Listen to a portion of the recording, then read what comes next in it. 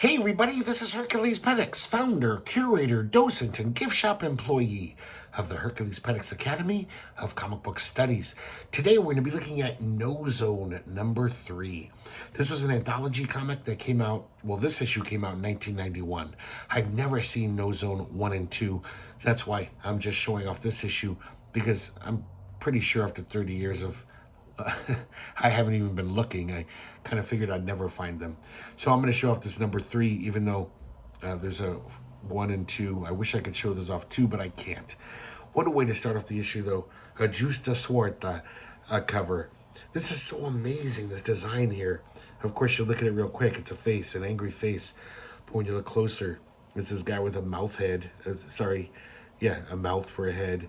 And he's holding these scrawny little guys with eyes for heads, who are attacking each other with sabers or some kind of scimitars, which become the eyebrows. This is just brilliant. I love this cover. It's so simple, but just so imaginative and interesting. Okay, so this is the biggest comic I've ever shown off on this channel. It barely fits in the screen, so hopefully I won't screw up.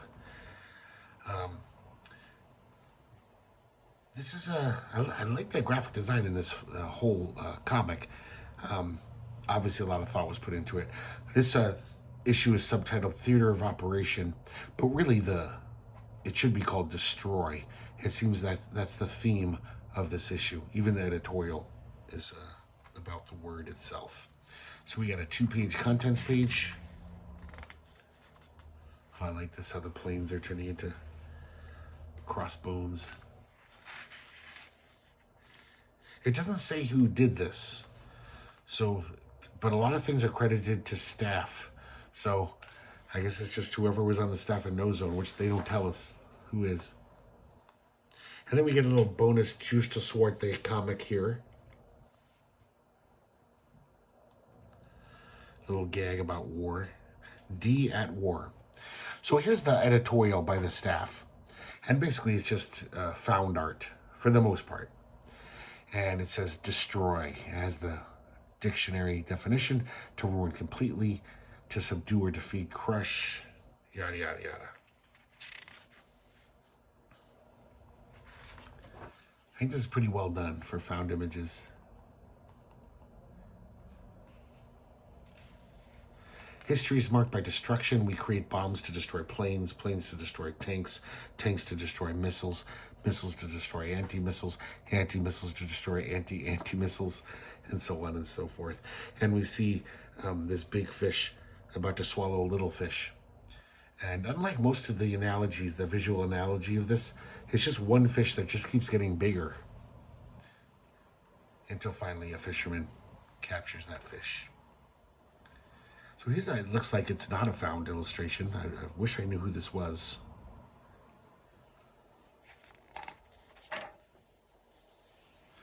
Destruction is the dominant theme of our culture. I see King Kong. This is interesting. Comic strips, and they show a panel or a little half a page of Scott McCloud's Destroy, which we shall see a little later on. Here's some other non-found art, which I wish I knew who it was.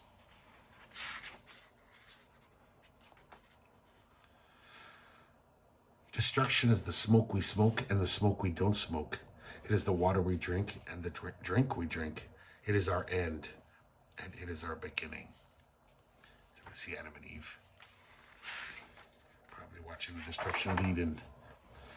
First we have Rack and Ruin by David Golden. I like this guy's cartooniness. It's kind of reminds me of Lloyd Dangle, but a little less sloppy. So this guy's driving through the city that's on fire. It looks like the Earth is really, we've really fucked over Earth. And our population, rapid consumption, and acts of defoliation have assured our destruction. You can't even hide in your own home. And Satan is hovering over everything, saying, you've had your fun, now it's time to pay the piper. You can run, but you can't hide.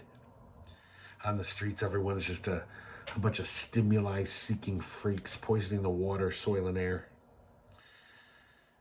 Satan is playing pool Basically, the whole city, the whole world is his pool table. All of this for momentary pleasure. Look where it's got us. The worst position.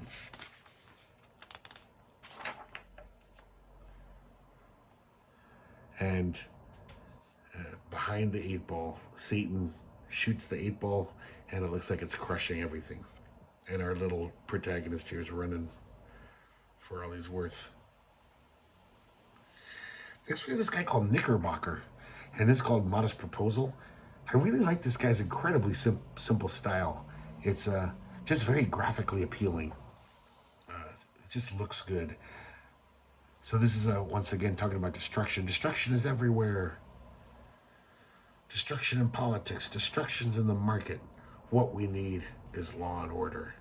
And we see someone dropping bombs from an airplane, yielding more destruction.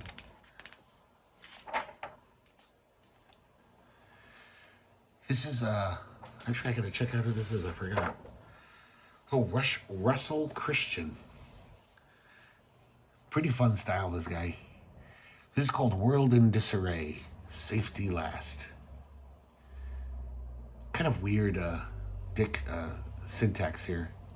On this, the final day, we encounter a Mr. McBean, innocent as the day, as hapless as a little child, as ever, crude, idealistic, and ineffectual, a real, humane McBean.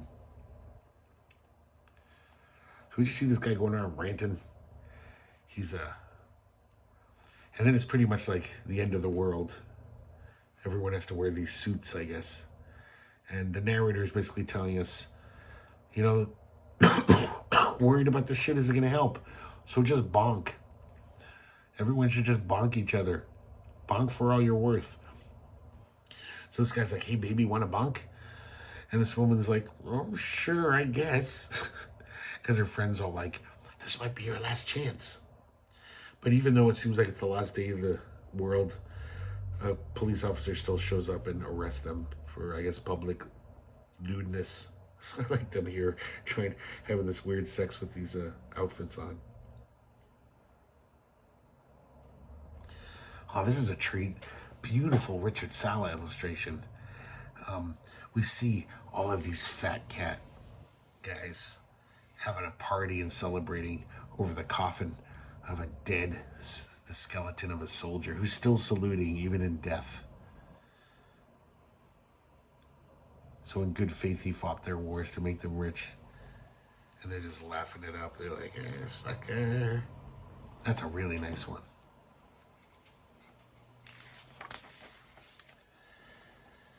We have another Knickerbocker strip, New World Comics.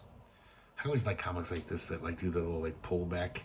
So we see this hand pulls back. It's a dead soldier bleeding out. All other dead soldiers are bleeding out. The lines of their blood streams become the lines on the palm of a hand. As we pull out, we realize it's Uncle Sam getting his palm read by a fortune teller. Make of it what you will. Once again, I do like this guy's style. So goofy and simple, but all the lines are where they should be, at least in my mind.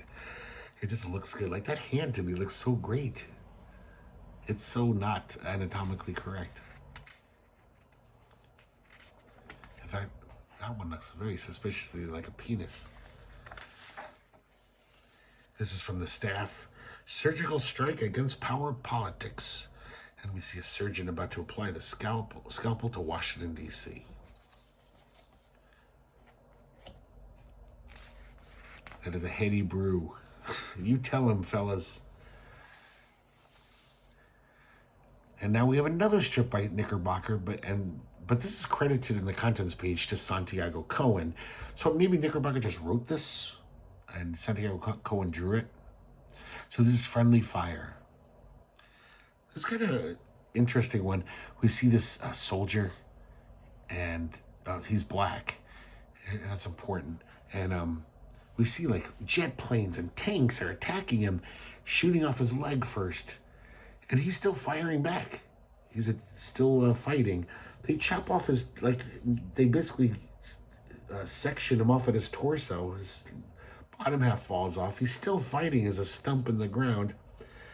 And they just keep riddling with bullets until he's finally just inoperative. We realize as we pull back that it's a black kid playing a video game. That's what the soldier is, and the soldier is dying in that. The kid walks down the street, and all of a sudden a tank shows up and attacks him. It looks like it knocks off his hand. Then another tank shows up, shoots off more of his body parts, and then a jet plane shows up, and more tanks, and they just turn him into jelly. And then we realize, we see these cops in their command center, and they're basically playing video games, but real life video games where they've got these computerized machines to attack minority populations. Here's a little page from Jonathan Rosen. Attention scientists, you can prevent mass biological ruin and stop the genetic demolition derby before it's too late. It is what it is, whatever. It looks nice though.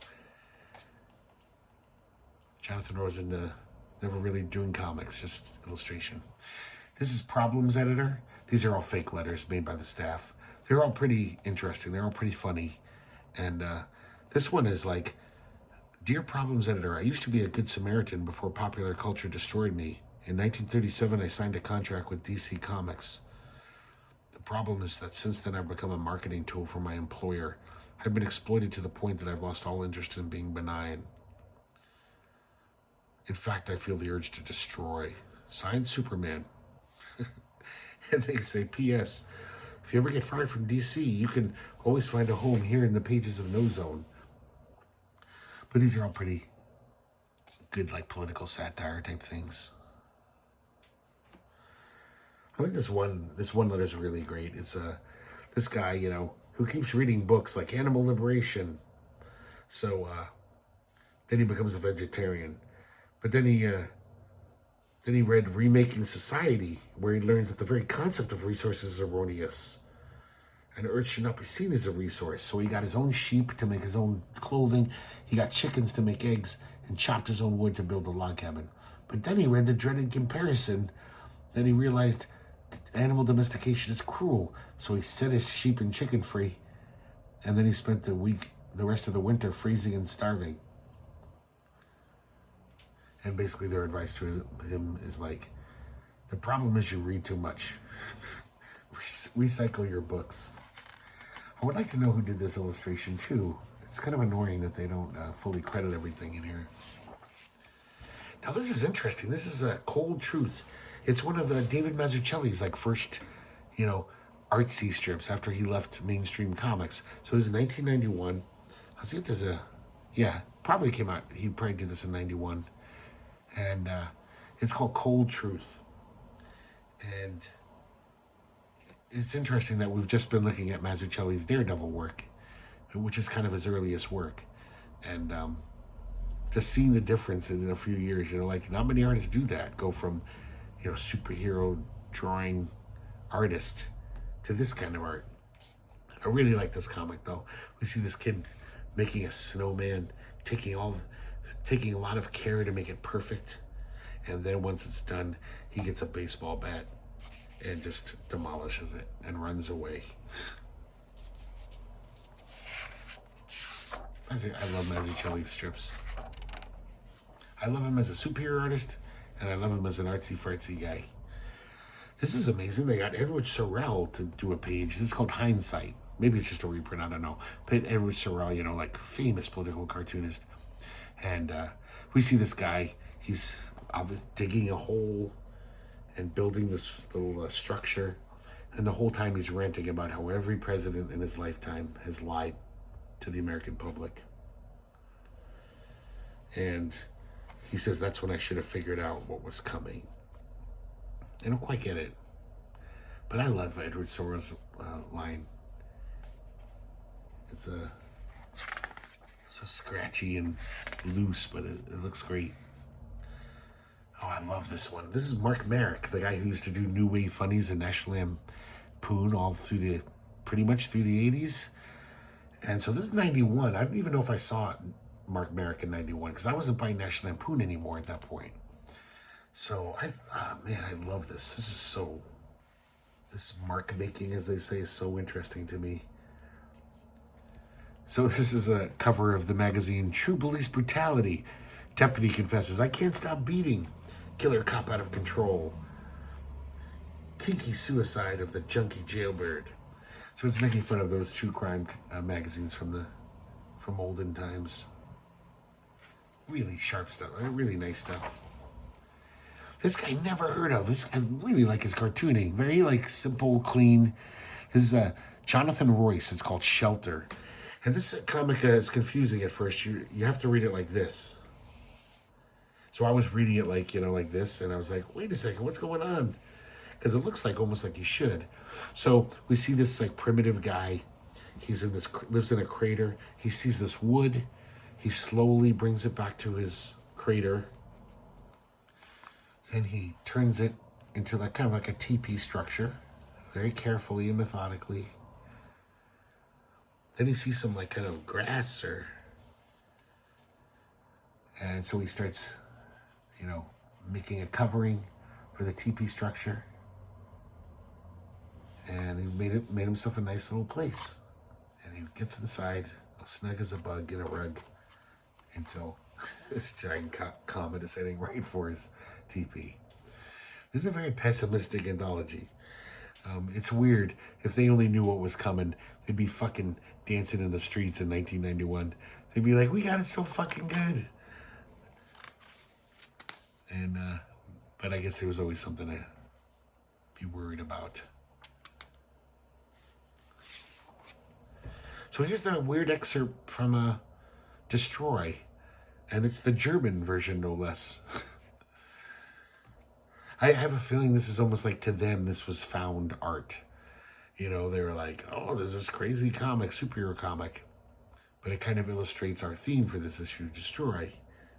So this is just a few pages excerpt. I forgot, I own Destroy. I gotta show that off one day. That comic is really amazing. Just, I think it's 32 pages of two superheroes beating each other up, destroying the city. It's like a total satire. Excuse me, guys. I gotta get some water. Oi. And then this is a guy named Daniel Carter. Just put a little random pinup. Kind of interesting style. Very, very much looks like he's a graphic designer. Like, I'm sure this guy got rich drawing little illustrations for like Entertainment Weekly and stuff. Then we got the end papers again. And then the back cover is, I think this is like the Nozone mascot. And that's it for Nozone. So I'm curious, guys, if anyone out there wants to comment, does anybody own or has seen Nozone 1 and 2? I guess I could look it up on the internet, see what they look like at least. But it's just weird. I mean, I think they made maybe they made 1,000 of these. I lived in the New York area growing up. Well, not 91 though. So I don't know how I got this. I probably was at some cool comic store and they were probably like, it was in the dollar thing, because it's not like anyone cares about this. But just the fact of its weird size, I don't know if you guys can tell, but it's very tall and very skinny. And it was probably hard to shelve. And so most comic stores probably would just be like, what the hell is this? I don't know. But this was a very like from the, the Greenwich Village artsy scene. Probably had a gallery opening when it was published with wine and cheese and hummus. But really like it. Some good stuff. And I would love to see 1 and 2. I would love to own them, but I probably never will. They're probably rare as hell. So love to hear from you guys if you know about them. And hell, if you have a copy that you don't want, you could donate it to the Academy. That would be awesome. There's in the info section, I have how to contact me. So guys, thanks for watching Nozone number 3. And hope you guys enjoyed watching as much as I enjoyed rereading this. Once again, haven't opened this up in so long. And hopefully I'll see you next time here at the Herculespetix Academy of Comic Book Studies.